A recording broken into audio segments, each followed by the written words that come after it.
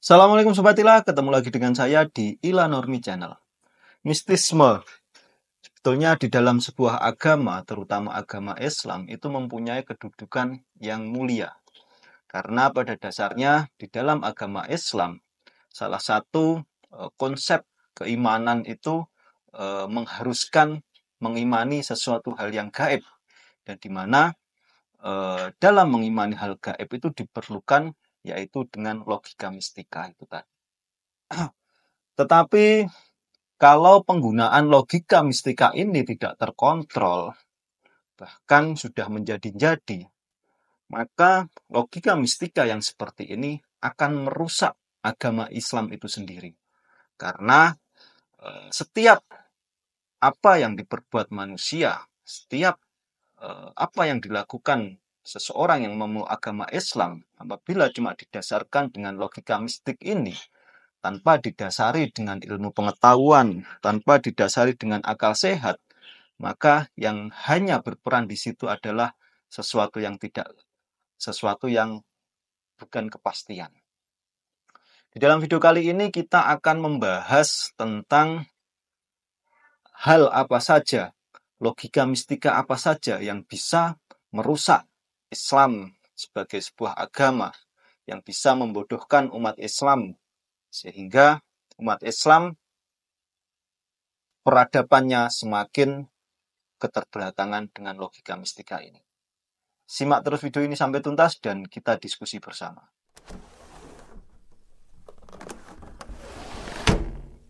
Dalam beragama, tentunya kita wajib hukumnya mempercayai tentang hal gaib.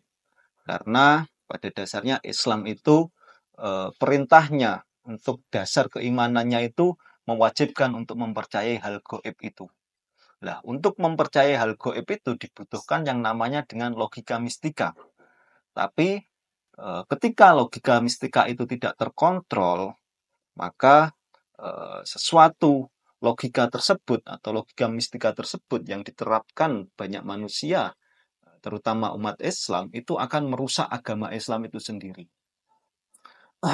Di sini ada beberapa contoh logika mistika yang dapat merusak agama Islam itu sendiri. Ketika logika mistika itu tidak bisa terkontrol. Apa saja logika mistika tersebut? Yang pertama adalah mengutamakan tahayul. Jadi ketika ada seorang umat Islam atau salah satu seorang umat Islam yang dimana di setiap kehidupannya itu dikaitkan dengan berbagai macam hal mistik, bahkan cenderung tahayul. Misalkan percaya dengan adanya seseorang yang bisa mengeluarkan rantai emas dari langit. Percaya dengan seseorang yang bisa meramalkan suatu nasib seseorang di masa depan. Nah, logika-logika mistik yang seperti ini, yang itu dipelihara, jika dipelihara di dalam agama Islam, maka akan merusak agama Islam itu sendiri dari dalam. Karena pada dasarnya, Islam selain menggunakan logika mistik, Islam itu sebuah agama yang rasional, yang dimana akal sehat dan pemikiran-pemikiran yang menggunakan akal pikiran itu diutamakan dalam mempersamai keimanan setiap muslim itu sendiri. Yang nomor dua, contoh dari logika mistika yang bisa merusak agama Islam yaitu fatalisme yang berlebihan. Apa yang dimaksud dengan fatalisme yang berlebihan? Yaitu pasrah terhadap apa yang sudah terjadi secara berlebihan. Misalkan ketika kita tertimpa satu musibah dan musibah itu membuat kita terpuruk, tapi dengan adanya musibah itu kita memasrahkan diri tanpa dibarengi dengan ingin rasa untuk bangkit kembali. Jadi menganggap semua ini sudah takdir ilahi. Saya contohkan lagi, misalkan ada sebuah bencana, ketika bencana tersebut dikaitkan dengan sebuah azab, maka itu yang muncul hanya kepasrahan. Kita mendapat banjir misalkan atau mendapat gempa bumi, dikaitkan dengan azab. Nah, kita di situ hanya pasrah karena kita merasa berdosa dan terazab. Padahal kalau kita bisa menggunakan logika kita di dalam situ, tentunya adanya sebuah banjir itu pastinya diakibatkan mungkin dengan penggundulan hutan, mungkin dengan membuang sampah sembarangan sehingga membuat sungai-sungai itu kotor dan membuat banjir.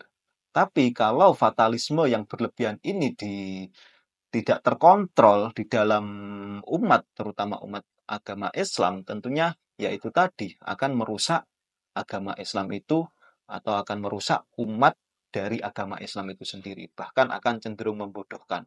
Karena ketika tertimpa musibah, maka yang ada ya pasrah saja. Tidak ada upaya untuk bangkit, tidak ada upaya untuk memperbaiki diri. Gitu. Selanjutnya, logika mistika yang nomor 3 yang bisa merusak agama Islam itu dari dalam, yaitu terlalu mengkultuskan individu. Di sini misalkan ketika kita belajar kepada seorang guru atau kepada seseorang yang kita anggap sebagai mursyid atau sebagai yang kita anggap sebagai wali Allah.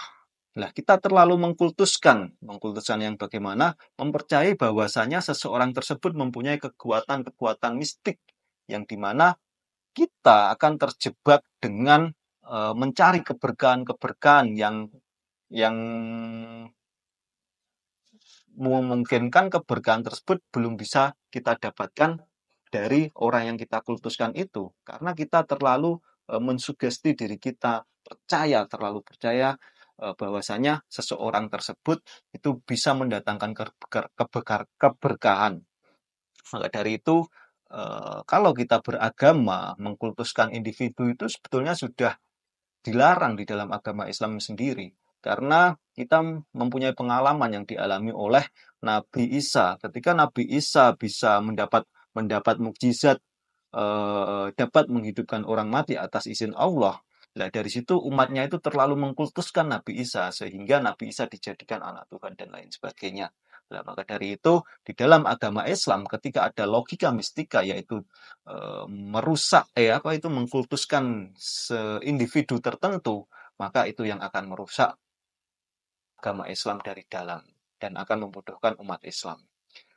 Selanjutnya yang nomor 4, logika mistika yang dapat merusak agama Islam dari dalam yaitu ritualisme yang terlalu berlebihan atau ritual yang terlalu membebani umat manusia. Di sini saya ambil contoh di dalam tradisi masyarakat Nahdlatul Ulama itu ada yang namanya istilah tahlilan 7 hari, 3 hari, 7 hari, 40 hari, dan seterusnya. Lah, ketika sesuatu atau ritual-ritual keagamaan tersebut itu membebani, bahkan di kalangan masyarakat itu sudah sudah menjadi suatu kewajiban, maka hal tersebut akan merusak Islam itu sendiri.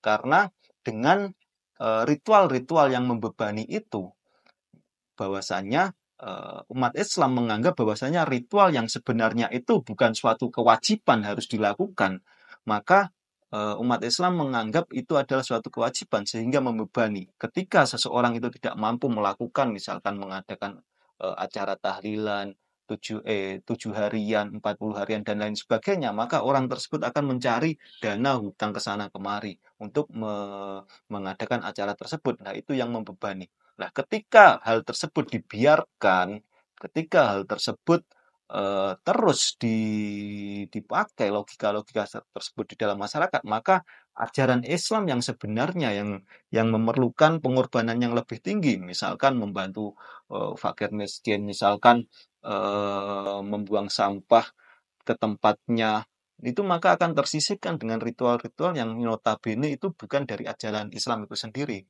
memberatkan umat Islam itu sendiri. Selanjutnya,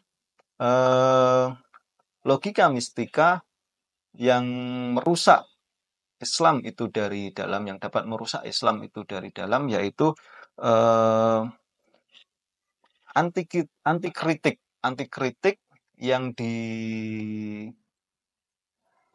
oleh beberapa tokoh agama. Nah, ketika Di sini ada peristiwa ketika beberapa tokoh agama itu ketika menerima kritik, ketika menerima masukan dari pihak lain, maka langsung akan melabeli yang mengkritik itu dengan golongan yang sudah keluar dari kelompoknya.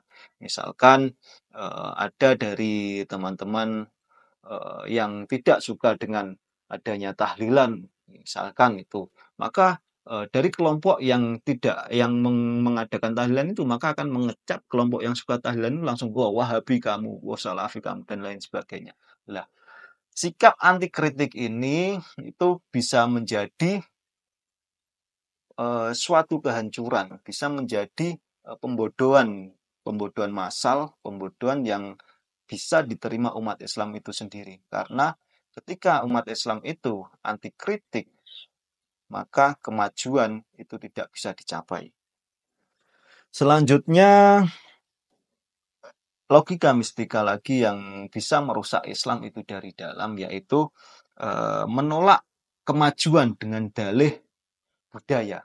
Nah, ini yang sering terjadi di kalangan masyarakat kita.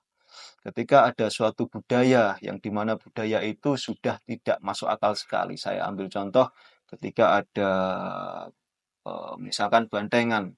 Nah, di dalam bantengan yang sekarang itu bukan tarian-tariannya yang dilestarikan, tapi di mana di situ tempat berkumpulnya orang mabuk. Nah, ketika orang mabuk terus berot, istilahnya berot.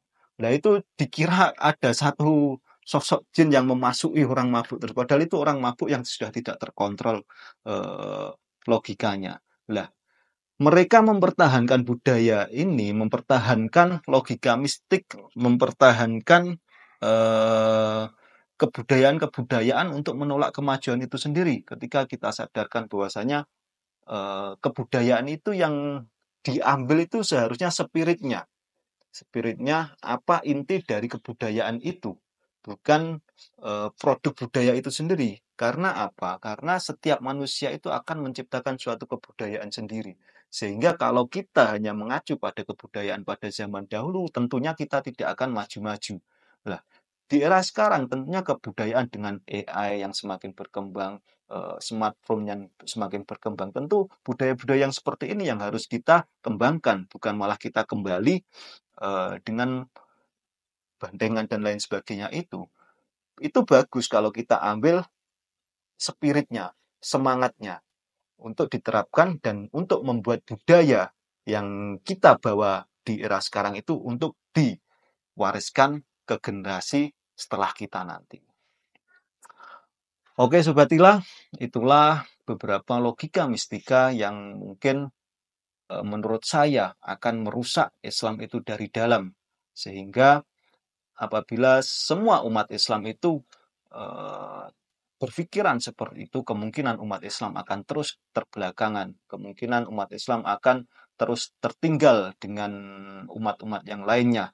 Nah, ini sudah kita rasakan bahwasanya umat Islam sudah tertinggal di dalam segala bidang, bidang ekonomi, bidang teknologi, dan lain sebagainya. Maka dari itu, tinggalkanlah logika mistika itu. Tinggalkanlah